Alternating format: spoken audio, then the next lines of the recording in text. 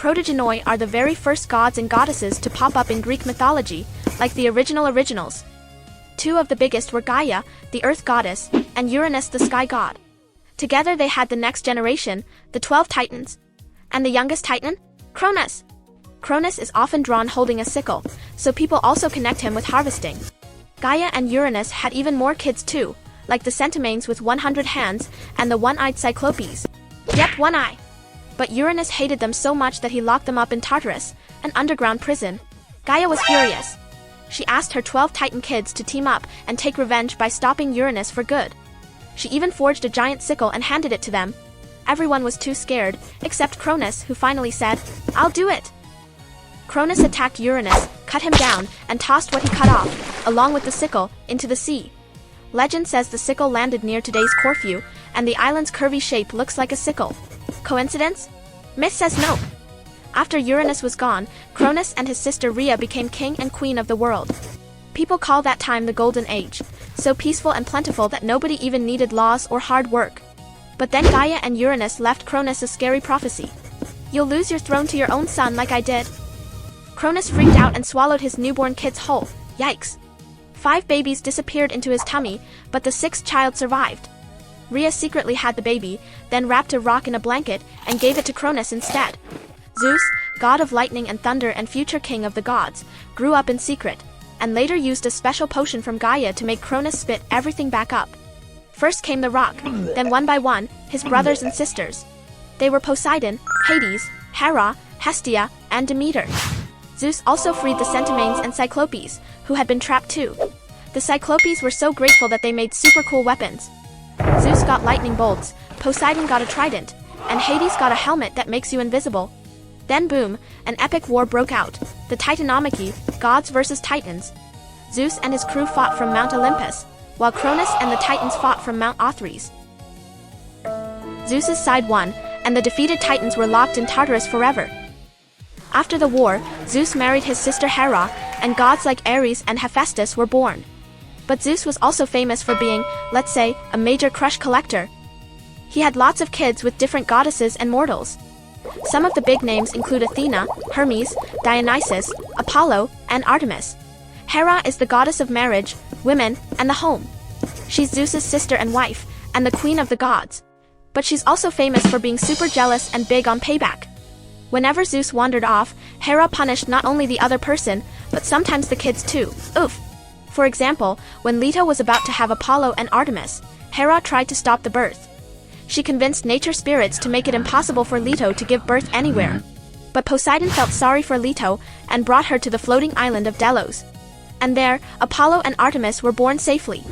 Hera didn't stop there. She also targeted Zeus's other son, Heracles. She even sent 2 poisonous snakes to the baby's crib. But baby Heracles squeezed them, bare-handed, like a tiny superhero. Even after that, Hera kept making his life miserable.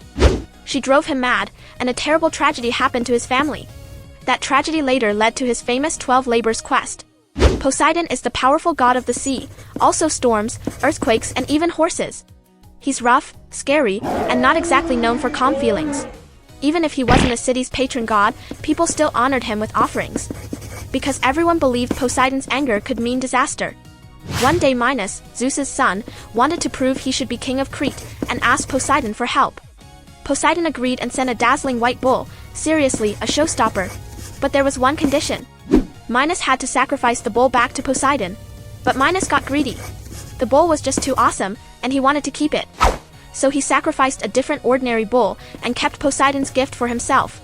Poseidon found out and got furious, then cursed Minos's wife Pasiphae with a very weird obsession. That curse eventually led to the birth of the Minotaur. A monster with a human body and a bull's head, who grew up scary and dangerous. Athena is the goddess of wisdom, battle strategy, and crafts. Her birth is wild. She popped out of Zeus's forehead, no mom involved. Hera was so mad that she decided to have a child on her own, Hephaestus, the smith god. Athena once competed with Poseidon to be the patron god of Athens. The rule was simple: whoever gave the better gift to the people wins.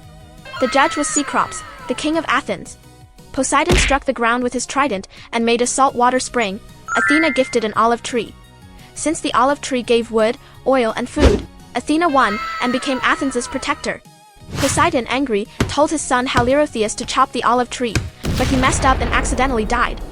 Athena is also at the center of another intense story. The Medusa story. Poseidon did something terribly wrong to Medusa inside Athena's temple, and the temple was defiled. Athena was furious, and in the myth, she punished Medusa. Medusa was transformed into a monster with snake hair, and her stare could turn people to stone. Hephaestus is the god of craftsmen, smiths, carpenters, fire, sculpture, volcanoes, you name it. He forges weapons for the Olympian gods and gear for human heroes, basically the ultimate maker. But he was born with a limp, and Hera threw him off Mount Olympus. He fell into the sea, grew up there, and later became the god's master weapon builder. Even Achilles's and Heracles' weapons were said to be his work. One of his most famous creations is Pandora. She's often called the first woman, made by Hephaestus. When Pandora's box was opened, tons of troubles flew out into the world. Later Hephaestus returned to Olympus, and got back at Hera for abandoning him. He made a magical golden chair that trapped Hera the moment she sat down. When Hera was stuck, the other gods begged Hephaestus to free her. He said very firmly, "I have no mother." Then he demanded a deal, marry Aphrodite, and he'd release Hera. Hera agreed, and Hephaestus became Aphrodite's husband.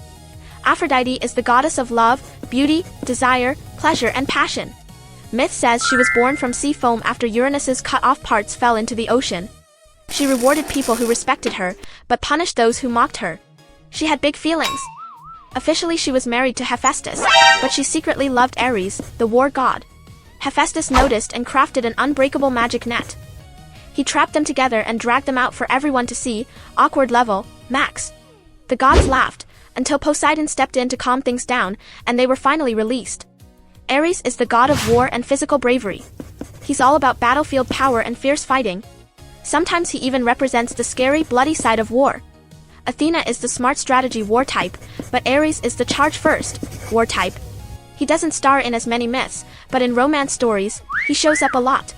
His relationship with Aphrodite is especially famous. He also had many children, including beings that represent war feelings like fear and terror. Apollo. Apollo is a super multi-talented god: music, dance, prophecy, medicine, disease, the sun, light, poetry, and even herding.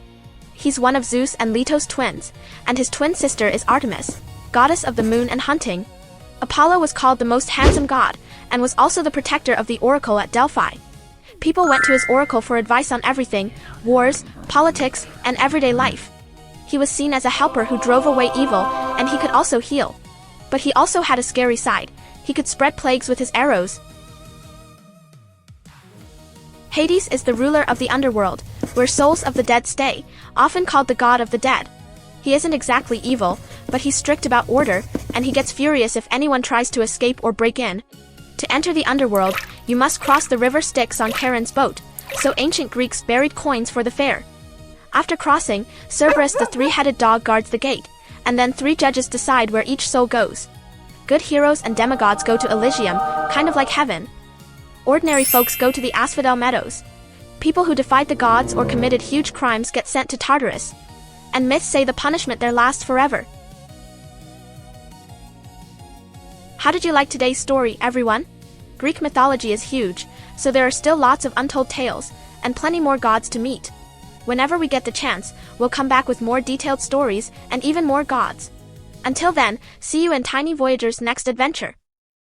If you enjoyed this video, please subscribe and give it a like, and join us for more adventures of Tiny Voyager.